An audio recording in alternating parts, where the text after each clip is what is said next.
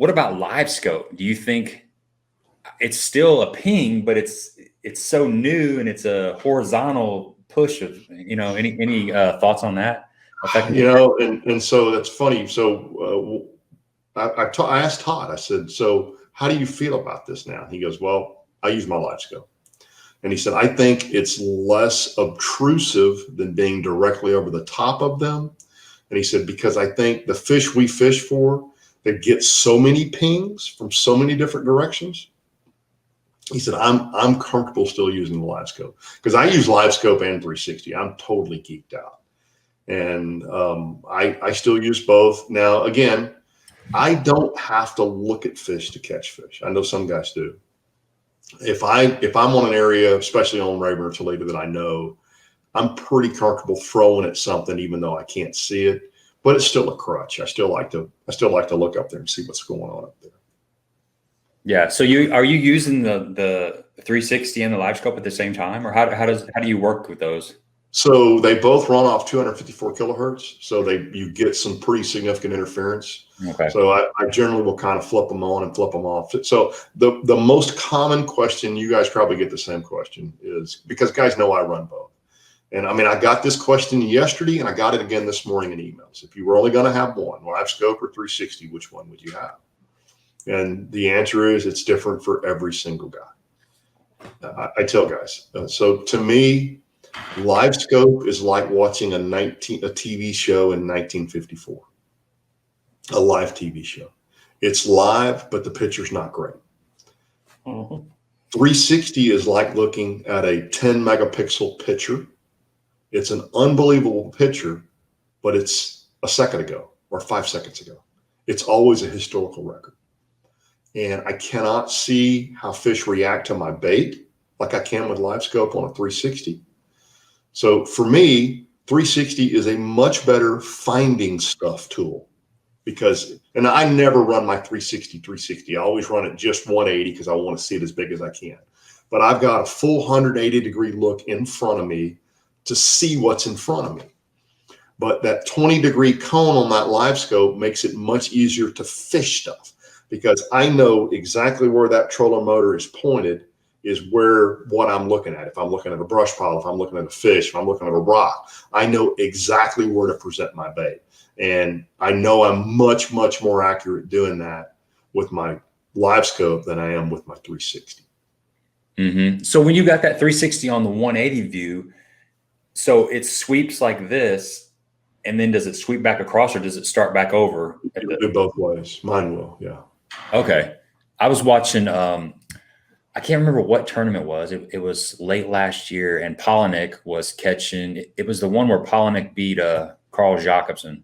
Mm-hmm. I can't remember what lake that was on. I want to say it was like Chickamauga or Gunnersville or one of those Tennessee River lakes. But anyway, he was fishing out in this flat, and there were several stumps, individual stumps, and he had the 360 on, and he was talking to the camera guy, and the camera guy came up there and was actually filming. Or it might have been on his YouTube channel. I'm not sure. But anyway, you got a picture of the graph and he's showing the stumps, and there was a fish in each one of those stumps. There was probably 4, maybe 5 stumps, right, on this flat, and each one had a dot in it. Mm-hmm. And he said, now when this thing spins back around, he had it in 360 mode. He said, when it comes back around and sweeps, for some reason, he said, I bet you those fish are gone. And as it swept back around, you saw stump number 1. There was no dot underneath it. Stump number 2, there was no dot underneath it. It was crazy. Bing, bing, bing, bing, bing, bing. Yeah, exactly. But it wasn't like the LiveScope where you could actually see that fish leave. There was that delay. It had to come back around before you actually saw that fish was gone. So I will fall out of the boat this year with the LiveScope. I will. It's just it's just mesmerizing. It's just. You'll be fishing along and you realize you don't even know where you are because you're just watching that thing and scanning for fish. It's a crazy tool. Yeah, Jay wants to know, in addition to LiveScope, do you think the A-rig pressure has changed the habits of the fish? Gotta believe it has. I do. And I'm probably a lot to do with that because I put a lot of fish in the boat on camera with an A-rig. But yeah, I think they've gotten smarter. And I've got some buddies who fish Hamilton, which is where you know, some of the original gigantic stringers were weighed in Arkansas. And he said it's just really hard to even get a bite on an A-rig anymore. So yeah, we have a local lake over here. It's a power plant lake, so it gets a lot of pressure in the winter when, especially in the other lakes, get ice on them. And man, there's small windows where the A-rig will work, but they've definitely got condition to it. It's nothing like what it used to be. And it seems like in the fall, like the kind of the early fall when the water's still in like the low 70s, maybe mid 60s, maybe even really high 50s. If you can get on that A-rig bite before people get off their normal summertime stuff, you know, you can catch them pretty good. The bait starts getting kind of gathering up. It starts kind of slowly migrating. If you can find those bait balls and stuff, that A-rig is really good. But then when it gets more into like traditional A-rig water temps and traditional A-rig season, AKA the winter, they've already seen a bunch of them. You know, you'll see boats out there, the guy in the front's throwing an A-rig, the guy in the back's throwing an A-rig. And then, you know, 200 yards down the bank, you'll see the same thing. You look up on the decks of boats and there's A-rigs, and, you know, good luck catching fish on that. But if you can get on there, if you can get on it early before everybody else is throwing it, you can have some really good days, but they learn pretty quick. I wish I had LiveScope 3 years ago, because I cannot tell you how much I'm watching fish follow my A-rig now. Oh. And so I wonder if 3 years ago, those same fish were smoking it, or if they were following it and I just didn't know it. But I mean, I see them here comes the A-rig and there's somebody right in behind him, you know, and it's just, they just don't commit to it. So you got to think some of that's conditioning. It looks right, but it doesn't quite look right.